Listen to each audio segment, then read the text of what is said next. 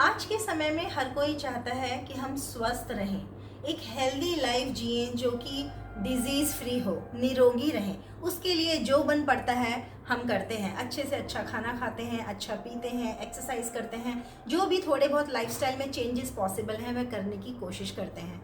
जो लोग नहीं कर सकते एटलीस्ट वो सोचते हैं। तो लेकिन यहाँ पर मैं आपको आज ये बताना चाहूँगी कि सिर्फ अच्छा खाना, अच्छा पीना, लाइफस्टाइल को ठीक करने की कोशिश करना, that is not the only thing. इसमें एक शरीर को निरोग रखने के लिए एक मल्टी फेसेटेड अप्रोच होनी चाहिए। तो इस वीडियो में आज मैं आपको बताऊंगी ओवर न्यूट्रिशन के एडवर्स इफेक्ट्स, इसके इम्प्लीकेशंस क्या हो सकते हैं हमारे हेल्थ पे। ओवर न्यूट्रिशन मतलब ओवर फीडिंग या ओवर ईटिंग। शरीर को अगर ज़रूरत से ज़्यादा एक्सेस में न्यूट्रिएंट्स मिलेंगे, सरप्लस एनर्जी रहेगी बॉडी में हमेशा, जो कि यूटिलाइज नहीं हो पा रही है, राइट तरीके से चैनलाइज नहीं हो पा रही है, तो वो भी आपको बीमारी ला सकती है। तो आइए इसके बारे में बात करते हैं। नमस्ते, मैं हूँ डाइटिशियन शीतल, फिर से स्वागत करती हूँ एक बार अपने चैनल पोषण में, पोषण दैट क्योर्स एंड हील्स। आज का हमारा टॉपिक रहेगा ओवर न्यूट्रिशन। तो ओवर न्यूट्रिशन भी एक तरह का मैल न्यूट्रिशन है। मैल न्यूट्रिशन दो तरह के होते हैं, वन इज अंडर न्यूट्रिशन और दूसरा ओवर न्यूट्रिशन। अंडर न्यूट्रिशन के बारे में सभी जानते हैं। अंडर न्यूट्रिशन आता है या ये एक वो कंडीशन है जिसमें शरीर को जितनी न्यूट्रिएंट्स की ज़रूरत है उतना नहीं मिलता। उसकी वजह से काफ़ी बीमारियां आने लग जाती हैं, शरीर में न्यूट्रिशनल डेफिशिएंसीज होने लग जाती हैं, जैसे मसल वेस्टिंग होने लग जाती है प्रोटीन डेफिशिएंसी की वजह से, और भी बहुत सारी बीमारियां घर कर लेती हैं। तो उसको अंडर न्यूट्रिशन कहते हैं। ज़्यादातर अंडर न्यूट्रिशन पुअर कंट्रीज़ में, अंडर डेवलप्ड कंट्रीज़ में देखा जाता है। तो that is one form of malnutrition. और दूसरा फॉर्म ऑफ मैल न्यूट्रिशन है ओवर न्यूट्रिशन। यहाँ पर इतना ज़्यादा एक्सेस में कैलोरी शरीर को मिल रही हैं कि उससे भी बीमारियाँ हो रही हैं। तो ज़्यादातर ये डेवलप्ड नेशंस में या एफ्लुएंट फैमिलीज़ में देखा जा रहा है। अर्बन पॉपुलेशन में ओवर न्यूट्रिशन की प्रॉब्लम की वजह से ही नॉन कम्युनिकेबल डिजीज़ेज़ और ख़ास तौर से मेटाबॉलिक डिजीज़ेज़, जो कि डायबिटीज़ और ओबेसिटी, ये दो सबसे बड़ी मेटाबॉलिक डिजीज़ेज़ हैं जिनकी वजह से और दूसरी बीमारियां आ रही हैं। और थर्ड है कार्डियोवैस्कुलर डिजीज़ेज़, यानी हार्ट रिलेटेड प्रॉब्लम्स जितनी हैं, आपके दिल के जिसे रोग, हृदय के रोग बोलते हैं, वो भी आपकी ओवर न्यूट्रिशन की वजह से किक इन हो जाता है। तो ओवर न्यूट्रिशन क्या होता है समझते हैं। ओवर न्यूट्रिशन का मतलब ओवर ईटिंग, न्यूट्रिशन का मतलब पोषण।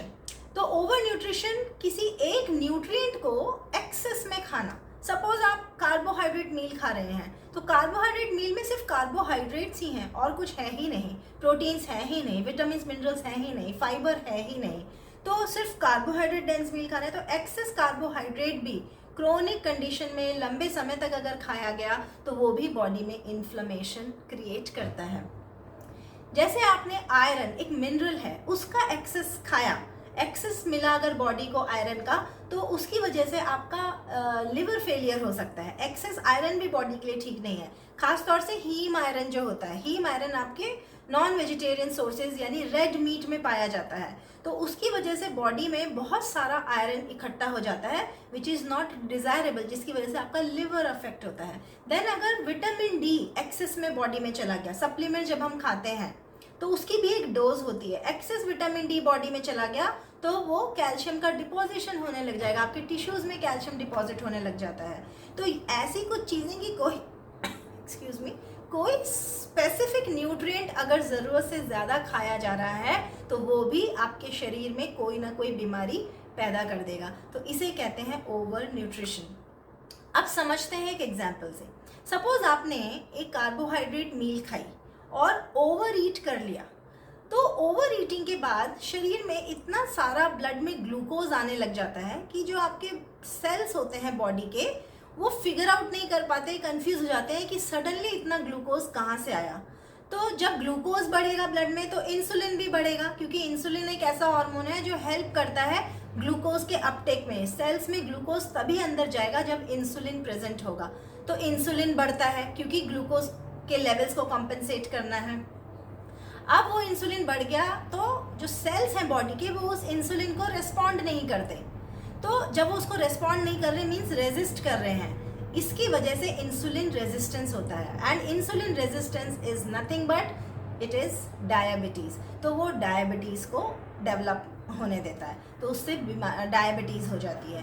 देन सेकेंडली, अगर आप एक्सेस कैलोरीज ले रहे हैं तो वो फैट की फॉर्म में डिपॉजिट होती है बॉडी में। अब ये जो फैट है ये आपके लिवर और मसल टिश्यू में डिपॉजिट होता है। ये लिवर और मसल टिश्यू में डिपॉजिट होने वाला फैट भी इंसुलिन रेजिस्टेंस क्रिएट करता है, उसकी वजह से भी डायबिटीज़ होती है।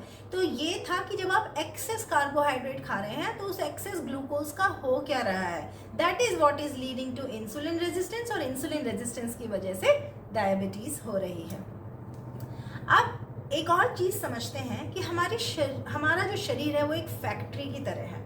फैक्ट्री में बहुत सारी मशीनें होती हैं, तो इस फैक्ट्री में भी छोटी बड़ी बहुत सारी मशीनें हैं। हर मशीन को चलाने का एक मास्टर स्विच होता है। तो एक एमटॉर पाथवे है, मेमेलियन टारगेट ऑफ रेपामाइसिन, ये एक केमिकल पाथवे है, आप नाम से कंफ्यूज मत होइए। आप समझ लीजिए कि ये एक ऐसा स्विच है जब ये ऑन होता है तो ये बहुत सारे प्रोसेसेस करता है। जैसे ही ये ऑन होता है तो हमारी बॉडी का एक प्रोसेस है ऑटोफेजी, जिसे कहते हैं हमारी बॉडी का क्लीनिंग प्रोसेस स्टार्ट हो जाता है। क्लीनिंग प्रोसेस मतलब जो भी सेल्यूलर जंक, जितना भी सेल के लेवल पे जो डेब्री इकट्ठी होती है, अंदर भी तो सेल्स भी तो कंटिन्यूसली कुछ काम कर रहे हैं, प्रोड्यूस कर रहे हैं, तो वेस्ट निकलता है। तो जो सेल्यूलर वेस्ट है उसको क्लीन करना, रिसाइकलिंग का काम करता है, उसको ऑटोफेजी कहते हैं। उसके लिए जो एमटॉर पाथवे है ये रिस्पॉन्सिबल है।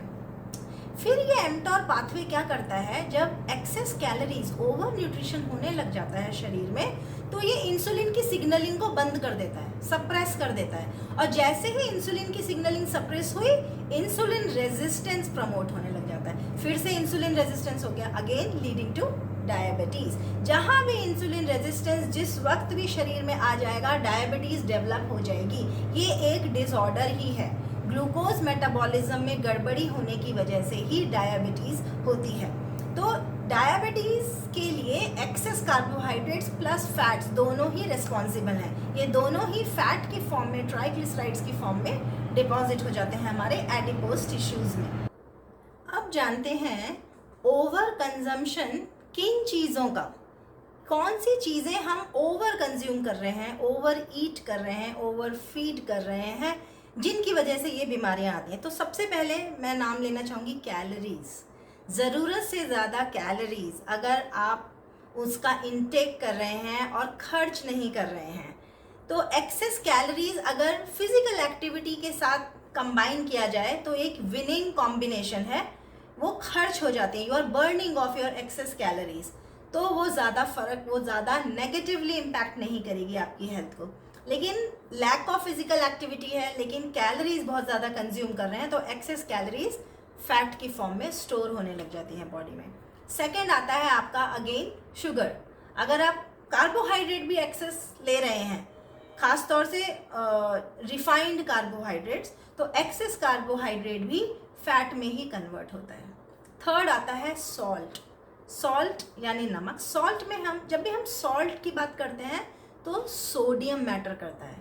सॉल्ट में सोडियम होता है। अब ये सोडियम क्या करता है, सोडियम जब भी आपकी डाइट में इंक्रीज होगा मीन्स, तो ये आपके वैस्कुलर हेल्थ को, जो आपके ब्लड वेसल्स होते हैं, जो आपकी कोशिकाएं होती हैं, उनको नैरो करता है, उनको कंस्ट्रिक्ट करता है, वो पतली होने लग जाती हैं, जिसकी वजह से हाइपरटेंशन, आपका ब्लड प्रेशर बढ़ता है। सेकेंडली, ब्लड प्रेशर इंक्रीज होने का रीज़न है ये सोडियम की टेंडेंसी होती है बॉडी में वाटर को होल्ड करने की, वाटर रिटेन करता है, पानी को रोकता है, उससे आपका ब्लड का वॉल्यूम बढ़ता है। ब्लड का वॉल्यूम बढ़ेगा, again it leads to high blood pressure. तो दो चीज़ें, एक तो आपकी आर्टरीज कंस्ट्रिक्ट हो रही हैं, ब्लड वेसल्स नैरो हो रहे हैं तो प्रेशर इंक्रीज होगा।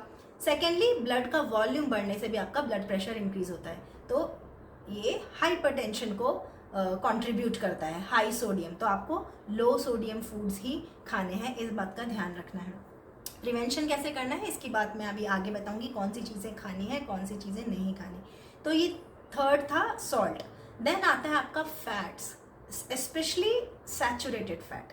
सैचुरेटेड फैट जितना भी होता है, सैचुरेटेड और ट्रांस फैट, ये आपकी बॉडी में ट्राइग्लिसराइड्स और आपका कोलेस्ट्रॉल इंक्रीज करता है, जिस कंडीशन को हम कहते हैं हाइपर कोलेस्टेरोलीमिया। तो कोलेस्ट्रॉल बढ़ता है आपकी बॉडी में सैचुरेटेड फैट खाने से। देन आता है आपका आयरन। अगर आप नॉन वेजिटेरियन फूड्स ज़्यादा खाते हैं, प्लांट बेस्ड फूड से कभी भी एक्सेस आयरन आपकी बॉडी में जमा नहीं होगा। आयरन भी एक ऐसा मिनरल है जिसकी टॉक्सिसिटी होती है। अगर ज़रूरत से ज़्यादा आयरन ब्लड में आ गया तो वो टॉक्सिक होने लग जाएगा शरीर के लिए। ज़्यादातर यहाँ पर हम हीम आयरन की बात करते हैं। हीम आयरन आपका non vegetarian sources specially red meat में पाया जाता है हीम आयरन। तो ये टॉक्सिसिटी क्रिएट करता है, लिवर फेलियर के भी चांसेस रहते हैं, आपके लिवर को डायरेक्टली अफेक्ट करता है। आयरन की बात हो गई। सिमिलरली विटामिन डी, जैसे मैंने बताया, अगर विटामिन डी एक्सेस में हो गया, विटामिन डी सिर्फ होम्योस्टेसिस मेंटेन करने के लिए और क्या आपके बोन्स के लिए कैल्शियम को एब्जॉर्ब करता है, तो सिर्फ उतना ही ज़रूरी है जितना कैल्शियम बॉडी में एब्जॉर्प्शन जिसकी रिक्वायरमेंट है। अगर ज़्यादा विटामिन डी एक्सेस में होने लग गया, आपके शरीर में अवेलेबल है, तो वो एक्स्ट्रा कैल्शियम को एब्जॉर्ब करने लग जाएगा और वो एक्सेस कैल्शियम आपके टिश्यूज़ में जमा होने लग जाता है, विच इज़ नॉट गुड। तो ये कुछ चीज़ें हैं कि जिनका एक्सेस नहीं होना चाहिए। इसको बोलते हैं ओवर न्यूट्रिशन, जिसका हम ध्यान नहीं रखते हैं। और जब भी हम खाते हैं, हम क्यों कहते हैं कि एक बैलेंस्ड डाइट लीजिए, डेली एक ही चीज़ को फॉलो मत करिए, आप उसको वेरी करिए। डाइट आपकी बैलेंस्ड एंड वेरीड होनी चाहिए। अलग अलग चीज़ें अलग अलग दिन खाइए, किसी एक चीज़ पे स्टिक टू मत रहिए। इसीलिए कहा जाता है कि eat when you are hungry, why it matters. जब भूख लगी है तभी खाना है। तो आपको बिंज ईटिंग, बीच में जिसे हम कहते हैं मंचिंग, दिन भर में मुंह चलाते रहना कुछ ना कुछ, इस चीज़ से बचिए। अगर आप ये करते रहेंगे तो आपकी बॉडी में कभी भी हीलिंग प्रोसेस नहीं होगा। हीलिंग प्रोसेस मतलब सारा फोकस शरीर का, वो एक मशीनरी है, वो सारा फोकस, सारी एनर्जी आपके डाइजेशन में ही लगी रहेगी सारे दिन। तो बॉडी में हीलिंग स्टार्ट नहीं हो पाती। हीलिंग कब स्टार्ट होगी? जब सारा एनर्जी, सारा फोकस आपकी बॉडी को रिपेयर करने में, जो डैमेज टिश्यूज़ हैं उनको रिपेयर करने में लगेगा। हम उसको वक्त ही नहीं देते हैं, पूरे टाइम हम कुछ ना कुछ खाते रहते हैं, तो सारी एनर्जी हमारे डाइजेशन प्रोसेस में लग जाती है। अब कुछ लोग जैसे बहुत सोडा पीते हैं, कार्बोनेटेड ड्रिंक्स ज़्यादा लेते हैं, आपके जितने भी ये क्या कहते हैं, कोका कोला, लिम्का, स्प्राइट, जितने भी कार्बोनेटेड ड्रिंक्स, कोल्ड ड्रिंक्स हैं, ये सब हाई फ्रक्टोज कॉर्न सिरप से बना हुआ होता है। Again high fructose corn syrup आपके इंसुलिन रेजिस्टेंस को प्रमोट करता है। तो इन चीज़ों से बचिए, क्योंकि जब भी आप ये junk, fast food, process food खाते हैं तो आपको खुद नहीं पता होता कि कौन सा एक पर्टिकुलर न्यूट्रिएंट एक्सेस में जा रहा है बॉडी में। And without you knowing that, बिना आपके पता चले शरीर में फिर बीमारी बनने लग जाती है। तो ये तो था कि कौन से ऐसे न्यूट्रिएंट्स हैं जिनका एक्सेस शरीर में क्या बीमारी पैदा कर सकता है। अब जानते हैं इसके प्रिवेंशन, कि हम ऐसा क्या करें कि हम ओवर ईटिंग या ओवर फीडिंग से बचें। तो जैसा मैंने अपनी पहली वीडियोस में, एक दो वीडियोस में बताया है कि अपनी बॉडी को रीड करना सीखिए। बॉडी सिग्नल देती है, बहुत ही डायनामिक मशीनरी है, ये टाइम टाइम पे बताती है, लेकिन हमें उसे रीड करना आना चाहिए। बहुत ही कॉन्शियसली आप समझिए कि शरीर सिग्नल क्या दे रहा है। आप जब भी कुछ खाएंगे या कोई एक पर्टिकुलर डाइटरी पैटर्न 1 हफ्ते, 10 दिन, 20 दिन तक फॉलो करते हैं, तो वो कुछ ऐसे चेंजेस, ऐसे सिग्नल्स देता है जिसको आपको रीड करना आना चाहिए। तो सैटिस्फैक्टरी सिग्नल्स को समझिए, शरीर को टाइम दीजिए थोड़ा, जिसे हम फास्टिंग आवर्स कहते हैं। तो आप अपने जो मेजर मील्स हैं उनके बीच में जो स्नैकिंग टाइम है उसको आप कट डाउन कर दीजिए, स्नैक्स को कट डाउन कर दीजिए, बिकॉज वो जो पीरियड है, टाइम पीरियड, आपको वो इंक्रीज करना है। आपके शरीर को समय दीजिए कि वो डाइजेशन से एनर्जी हटाकर आपका हीलिंग प्रोसेस, आपकी इन्फ्लेमेशन को कम करना शुरू करे, तभी आप स्वस्थ रह सकते हैं। तो इसके प्रिवेंशन पे काम करना है। तो प्रिवेंशन का सबसे पहला स्टेप, ईट स्मॉल, थोड़ा थोड़ा खाएं और मतलब ज़्यादा ओवरलोड ना करें अपनी प्लेट को। तो छोटे पोर्शंस लीजिए, ठीक है। डू नॉट ईट फ्रीक्वेंटली, लगातार ना खाएं। गैप रखें अपनी 2 मेजर मील्स में, कि कुछ भी चीज़ खाने में between any 2 consecutive meals 3 to 4 hours का, मैं 4 आवर्स का रेकमेंड करती हूँ कि इतना इंटरवल होना ही चाहिए।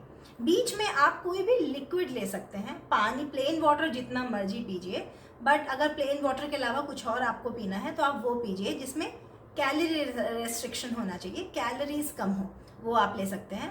तो बीच में स्नैकिंग मत कीजिए, अपने शरीर को हील होने दीजिए, this is one thing. Secondly, आपको ऐसे होल ग्रेन्स चूज करने हैं जिनमें, होल ग्रेन का मतलब ही क्या होता है, जिस ग्रेन में तीनों लेयर्स, होल ग्रेन्स में 3 लेयर, जो उसका दाना होता है उसमें बाहर की लेयर ब्रान, फिर बीच की लेयर जर्म और सबसे अंदर की एंडोस्पर्म। जिस होल ग्रेन में तीनों लेयर्स इंटैक्ट हैं वही खाएं। तो दैट मीन्स अनरिफाइंड, अनप्रोसेस्ड। अगर वो एक बार मशीन में चला गया प्रोसेसिंग यूनिट में, तो उसकी ऊपर की 2 लेयर्स तो चली जाती हैं, तो बाहर का जो छिलका है वह उतर जाता है, सिर्फ अंदर का एंडोस्पर्म बचता है जो आपको खाने के लिए मिलता है।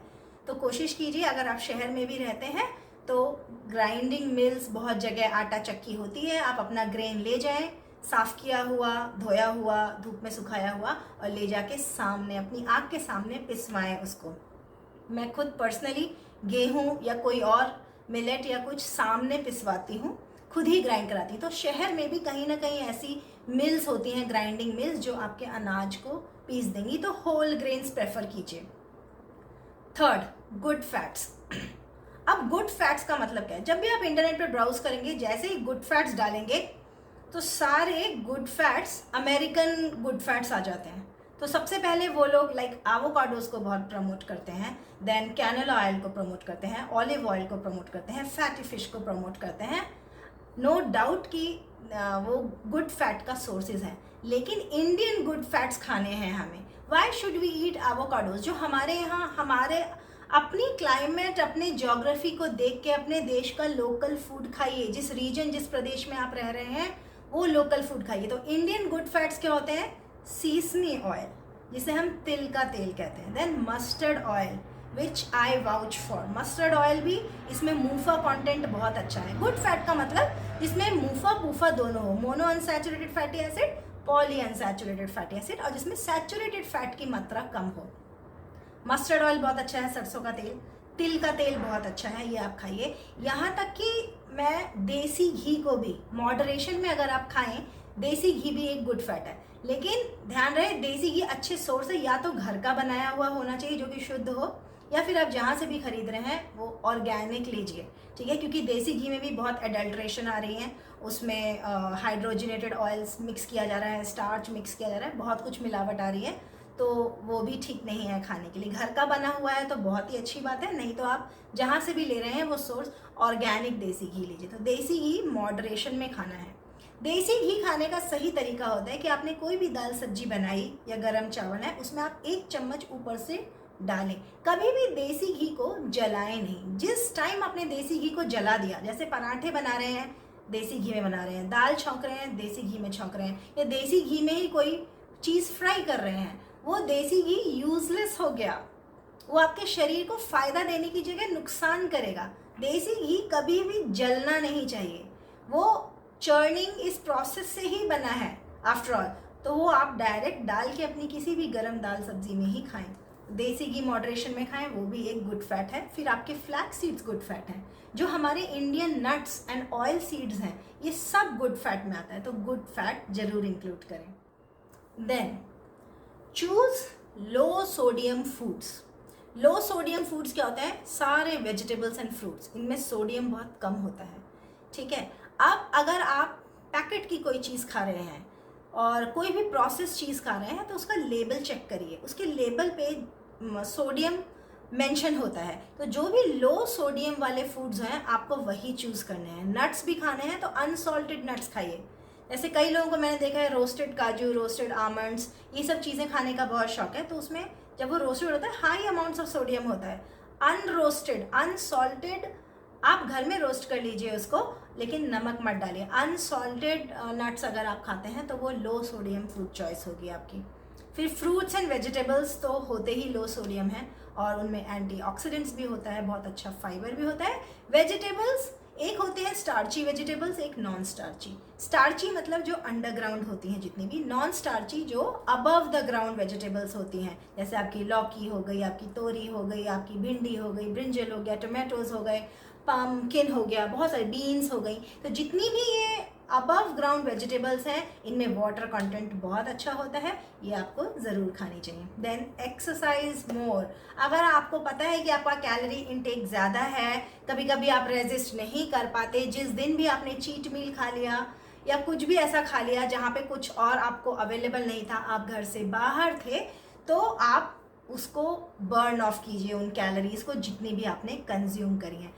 Prefer eating home cooked meals. अगर आप घर का खाना खाएंगे उसमें सोडियम ऑटोमेटिकली कम होगा। ज़्यादातर मैंने देखा है कि लोगों को जब भी सोडियम की बात करते हैं कि नमक कम खाना है, तो वो क्या करते हैं, घर के खाने में जो सब्जी दाल बनाते हैं उसमें नमक कम कर देते हैं। दैट इज़ नॉट सफिशिएंट, उससे काम नहीं चलेगा। आपने उसमें तो नमक कम कर दिया, लेकिन दिन भर में 100 ऐसी चीज़ें खा ली कि जिसमें इनविजिबल फॉर्म में सॉल्ट प्रेजेंट है, सोडियम। आप कहोगे इसमें तो नमक महसूस नहीं हो रहा, बट अब जैसे मैं पालक की बात करूँ, स्पिनच, आपको पता है अगर आप ब्लांच करके स्पिनच को ऐसे ही खा लेते हैं सैलेड की तरह, तो भी हाई अमाउंट्स ऑफ सोडियम जाता है आपकी बॉडी में। अब आप कहोगे पालक में हमने तो कोई नमक नहीं डाला, बट उसमें इनविजिबल फॉर्म में सोडियम प्रेजेंट है।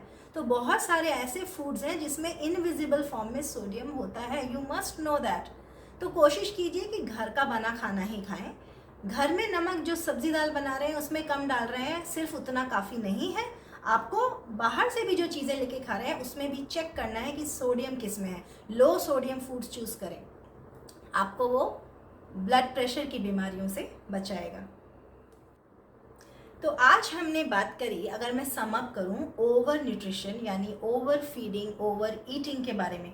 ओवर ईटिंग किस तरह की बीमारियां ला सकती है, तो इसमें डायबिटीज़, ओबेसिटी, कार्डियोवैस्कुलर डिजीज़ जिसे हम हृदय रोग कहते हैं, नॉन कम्युनिकेबल डिजीज़ भी ओवर ईटिंग की वजह से होती हैं। एक्सेस कैलोरीज या न्यूट्रिएंट्स अगर हम अपने शरीर को दे रहे हैं, और हम इससे कैसे बच सकते हैं, इसका प्रिवेंशन कैसे कर सकते हैं, कौन से ऐसे फूड आइटम्स हैं जो हमें रेस्ट्रिक्ट करने हैं, कौन से फूड आइटम्स हैं जो हमें लिबरली खाने हैं जैसे फ्रूट्स एंड वेजिटेबल्स, कौन से ऐसे फूड आइटम्स हैं जो हमें मॉडरेशन में लेने हैं जैसे गुड फैट्स, देसी घी। तो आई होप इस वीडियो में मैंने कुछ ऐसी बातें बताई जो कि बहुत जनरल हैं, लोग जानते ही हैं, लेकिन हो सकता है कि आप में से बहुत सारे लोग ये बारीकियां ना जानते हों। उन्हें लगता है कि देसी घी बहुत अच्छा है तो वो अनकंट्रोल्ड ही खाया जा रहा है, देसी घी बहुत अच्छा है तो तल के खाया जा रहा है। तो जैसे ही आप समझिए इस बात को कि जैसे ही देसी घी आँच के ऊपर आ गया, फ्लेम पर आ गया, उसकी प्रॉपर्टीज़ ख़त्म हो जाती हैं, नष्ट हो जाती हैं। तो I hope this video is useful. धन्यवाद। दोबारा मिलूंगी आपसे एक नए टॉपिक पे, एक नई वीडियो में। Till then, good bye.